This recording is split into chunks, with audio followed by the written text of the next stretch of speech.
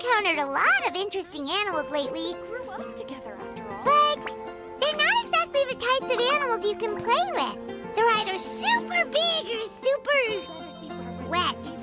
Anyway, Paimon wants to play with something small, cute, and cuddly.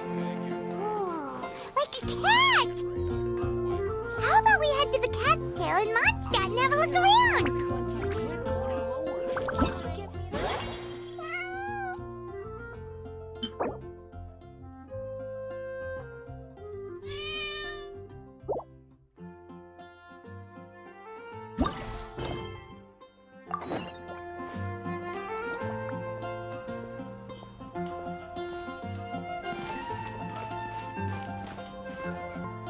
Oh, looks like Margaret is talking with those two people over there. Wait, is that Rosaria? Huh. She's standing next to an adventurer Paimon doesn't recognize.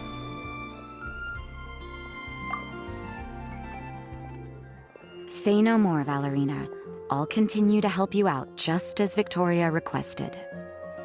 Look after the cats, check up on their health, give them a bath. These are all things well within my capabilities. That doesn't solve our biggest problem, though, Miss Rosaria. The cats have been so anxious. If we can't get them to trust us, they're sure to get sick from all the anxiety. We just opened, and the Furball Fortress is already about to go under. Well, panicking certainly isn't going to solve the problem. The fact is, neither of us has a way with cats. That's not something I can change. Hi, Rosaria! And hello to you too, Miss Adventurer! Sounds like you're all really worried about something. Our cat saviors! They've appeared already! Saviors? Seems a bit sudden considering we just met. I'll try to keep it short. My name's Valerina, and I really like small animals. Recently, I've been trying to set up a shelter for stray cats. I call it the Furball Fortress. I thought it would be a good way to rescue those poor animals that have nowhere to go. Plus, getting them off the streets will improve the overall environment and look of the city. It's a win-win. The sisters over at the church heard about my plans and sent over the kindly Miss Rosaria to help. I wouldn't exactly describe myself as kindly. I just accepted the assignment from Victoria. After all, I was the only one with any knowledge of medicine, or the spare time to help. Well, it seems like you've got quite the plan, Valerina. Thanks for bringing us up to speed. So, what had you so worried just now? Are you short on Mora? Are you missing something you need? No, I've got more than enough Mora. The funds, the location, the supplies, all the various procedures. The main problem is, the cats. They, keep swatting at me. They're always hissing and swatting. They won't let me approach them, not even with treats. The cats are afraid of me as well.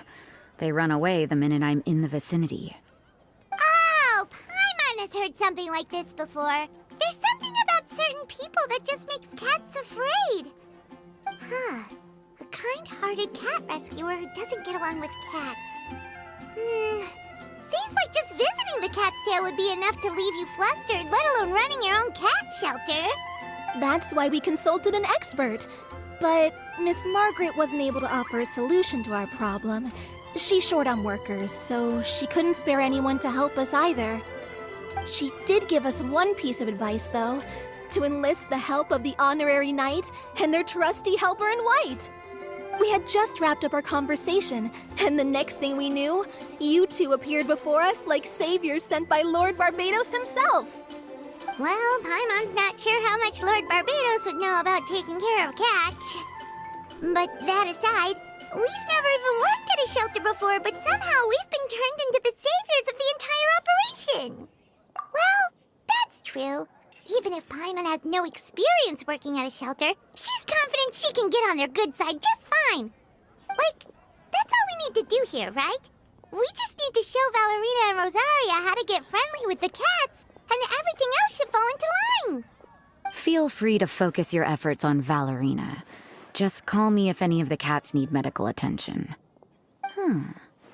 If you all can keep the shelter running with minimal effort on my part, this errand might turn out to be a good use of my time after all.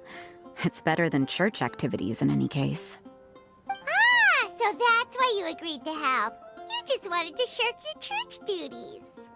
Well, I guess I should show you around first. Follow me, you two. Let's make our way to the Furball Fortress.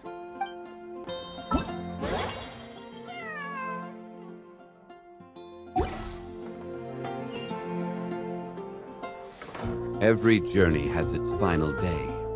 Don't rush.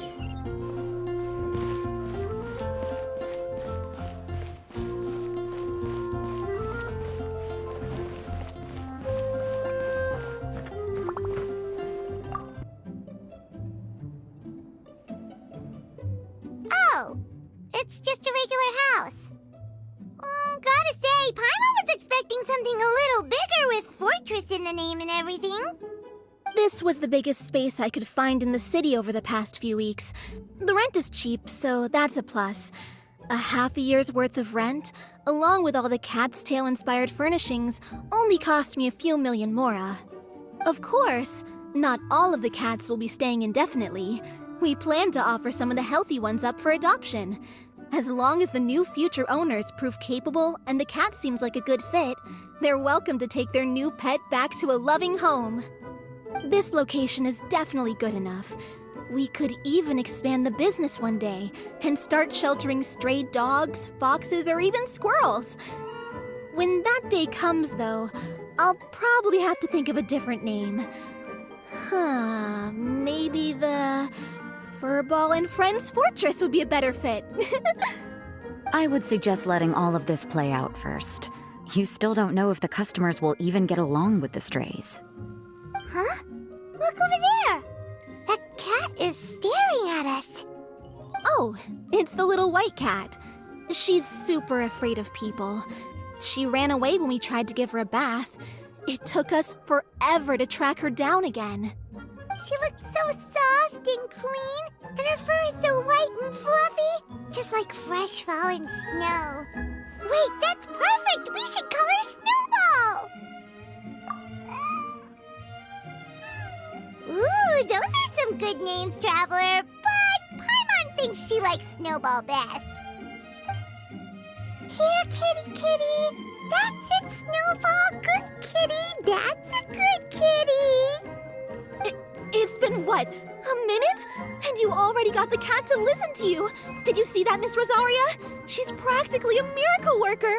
You really are a cat whisperer. That was nothing. They may be strays, but as long as you give them a good name and call them with love, you're sure to gain their trust eventually. First things first, though, you gotta pay attention to the way you interact with them. How should Paimon put it? Basically, it all comes down to your demeanor. For example, you can't just stand there trembling in fear, Valerina. If you're afraid, the cats are sure to become afraid as well. As for you, Rosaria, you might want to keep an eye on your, facial expressions. These poor creatures, picked up off the streets, given a name, and they now have a loving home. Fate is kind to even the lost souls who have wandered astray. This city really has brought peace and happiness to us all. Hey, Snowball is snuggling up to Rosaria. Looks like she's not afraid of her anymore. Did Rosaria just smile? No matter. There are more important things to focus on. Anyway, it's getting a bit stuffy in here. I'm going to go get some air. Call me if you need me. Huh. Paimon thought Rosaria would be happier about that. Please, teach me more of your ways, Honorary Knight. And you too, oh great cat whisperer. We're sure to get more and more strays coming to the Furball Fortress, and I doubt all of them will be as friendly as Snowball. There's still so much I don't know about interacting with them. No problem. Just watch and learn. It's about time we move on to a more advanced lesson. how to get the cats not to just trust you, but to like you. It's all about patience. As long as you put in the effort to get to know them, you'll become best friends in no time. I completely understand. The Furball Fortress is still in its trial phase, so the more I can learn at this stage, the better.